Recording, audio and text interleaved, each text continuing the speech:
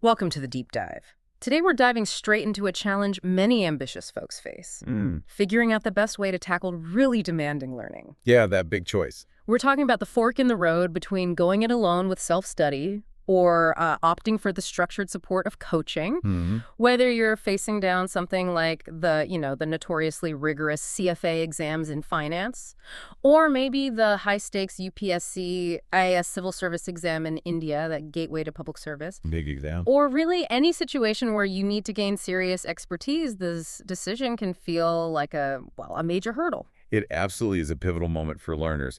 And what's interesting here is that our mission isn't really to declare one path, like superior. Right. Instead, in this deep dive, we've sifted through a variety of sources, discussions around CFA self-study versus coaching, an analysis of a college coaching initiative, insights into UPSC prep strategies, and broader research on self-directed learning, basically to extract the most valuable nuggets. Kind of like a shortcut for the listener. Exactly. Think of it as your shortcut to understanding what truly matters when making this choice for your unique journey.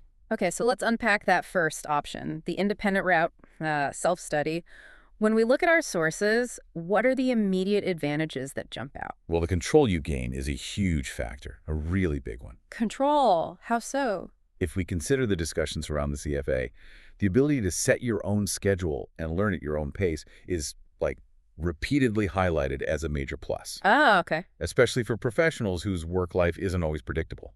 That makes sense. And this sense of being in charge of your learning journey resonates in the UPSC context, too. Yeah. You're the one calling the shots on your study timeline. And that level of control has a pretty direct impact on your wallet, doesn't it? Precisely, yeah. The IMS Pro School article on the CFA makes it very clear that self-study is significantly more budget-friendly.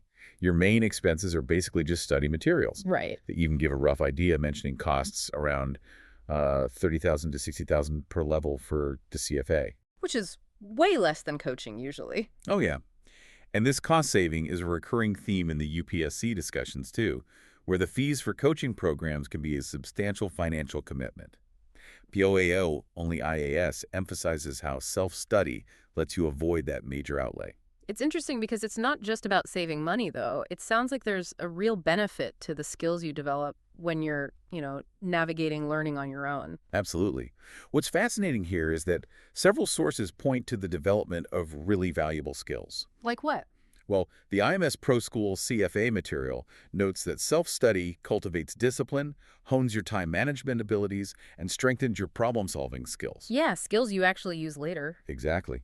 And Learn from Blogs takes it a step further, suggesting that actively grappling with challenging topics independently can actually sharpen your mind and lead to better, longer-lasting knowledge retention. Because you're actively figuring it out. Right. You're engaged in constructing your understanding, not just listening. That makes a lot of sense. You're not just passively absorbing information.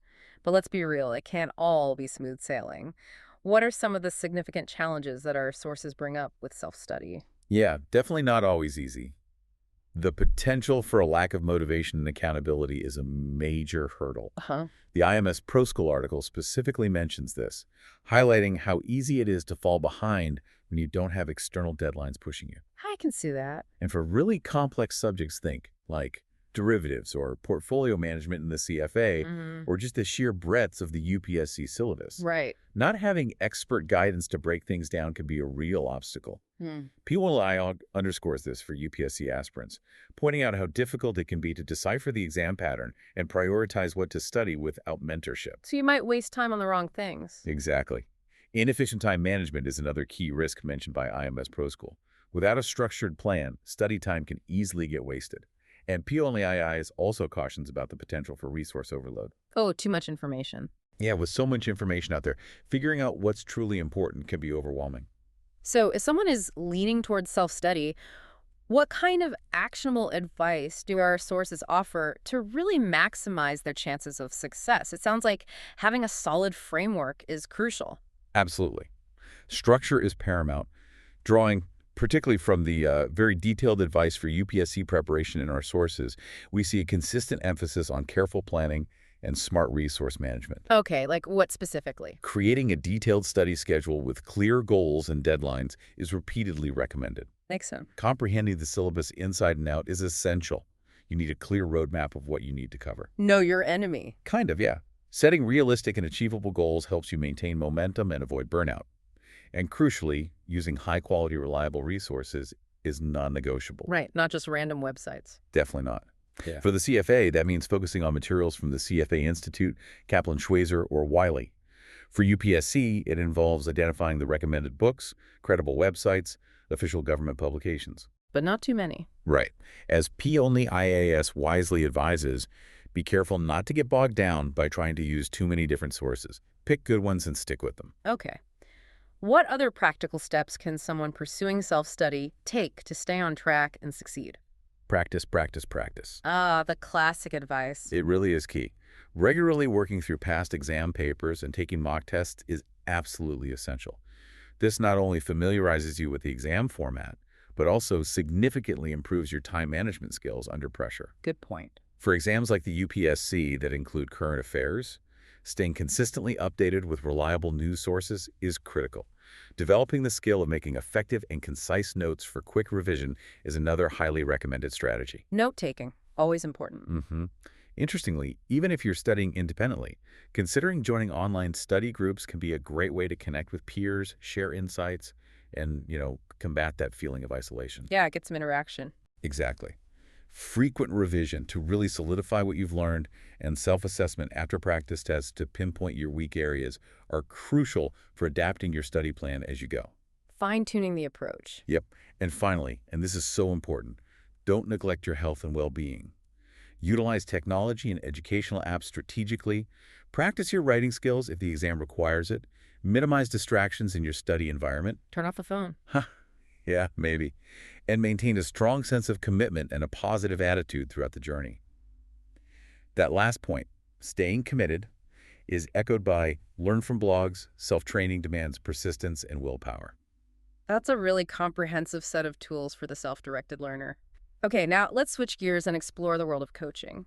What are the primary advantages of having that structured guidance and support system? Well, the structure itself is a huge draw for many, a really big one. Okay. PO1 on IAS and Learn from Blogs both highlight how coaching programs provide a systematic framework, breaking down complex syllabi into more digestible modules. Makes it less daunting, maybe. I think so.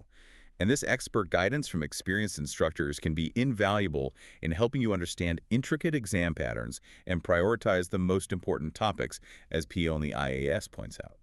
And it's not just about the teaching, is it? Access to resources seems to be a significant benefit of coaching programs. Absolutely. Having access to curated study materials and regularly scheduled mock exams that closely simulate the actual exam environment is a major advantage mentioned by both P-Only IAS and IMS ProSchool. So you get a feel for the real thing. Exactly. These mock tests provide crucial opportunities for practice and self-assessment, and coaching often helps you refine your overall strategy for tackling the exam. One aspect of coaching that often gets emphasized is the social learning environment it provides. Right. The peer interaction and networking opportunities are a key benefit. Learning from others. Yeah. IMS ProSchool and P-Only IAS both point out how a collaborative learning environment fosters valuable discussions, allows for the exchange of ideas, and provides mutual motivation among fellow students. A bit of shared struggle. Definitely. SuperColumn even suggests that being in a coaching environment can foster a healthy sense of competition, which can push you to perform better. And for individuals who find it challenging to stay on track, coaching seems to offer a built-in system for accountability. Precisely. Instructors in coaching programs actively enforce accountability through setting deadlines and tracking your progress. Someone checking up on you. Basically, yeah. Which can be incredibly helpful in maintaining motivation over the often extended preparation period, as IMS ProSchool highlights. But just like self-study has its challenges, coaching isn't a perfect solution for everyone. What are some of the key drawbacks someone might encounter with a coaching program?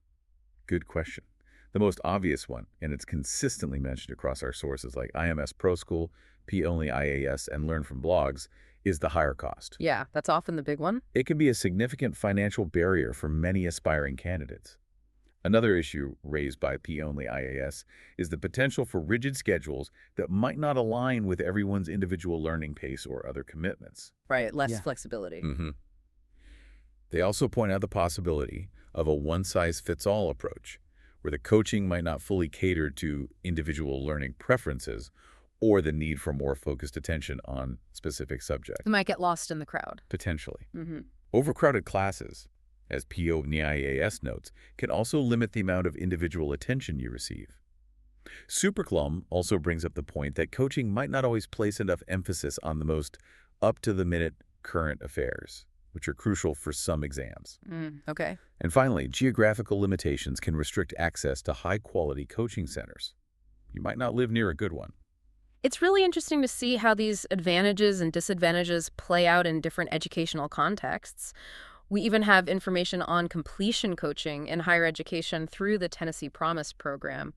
What did that initiative reveal about the impact of coaching? Yeah, that was interesting. The Tennessee Promise program was designed to boost college completion rates by providing scholarships and, importantly, completion coaching, particularly for students from lower income backgrounds. And did it work initially? Well, initially, the program did see positive trends in student retention and graduation rates.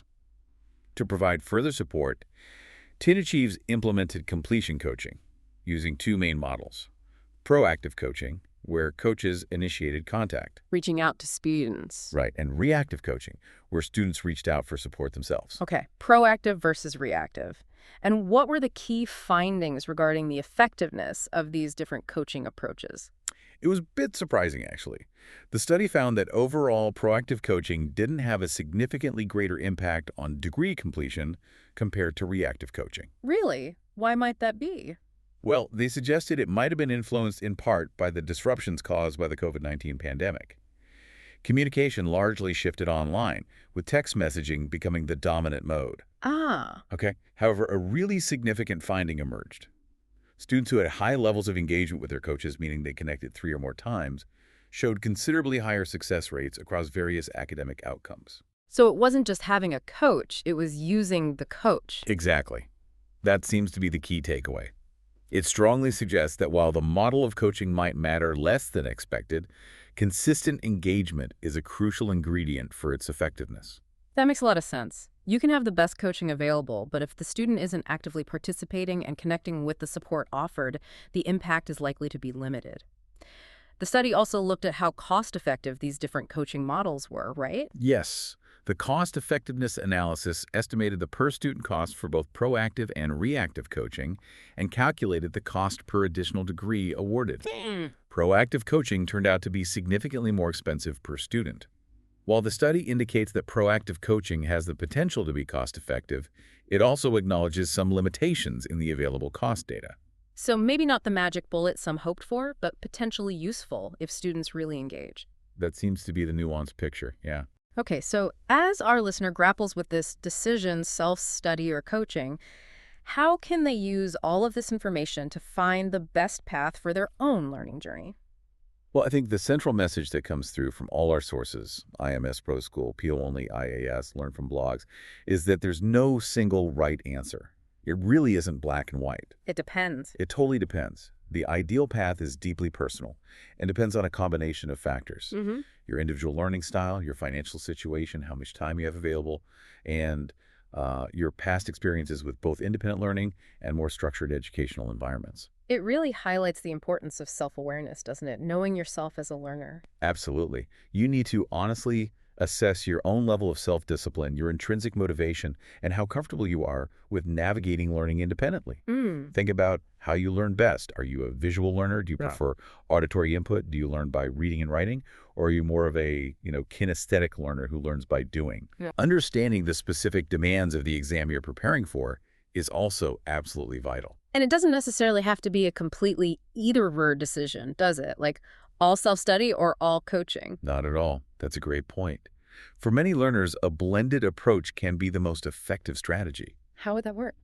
You might leverage the flexibility of self-study for topics you grasp relatively easily, but then seek targeted support, maybe through online resources offered by coaching platforms or even specific tutoring for the areas you find more challenging. Get help where you need it most. Exactly. P1MyAAS actually suggests this kind of flexible approach as a potentially very effective middle ground. So it sounds like the key is to make a well-informed decision based on your unique circumstances and how you learn best, and then to fully commit to that path with a focused and dedicated mindset.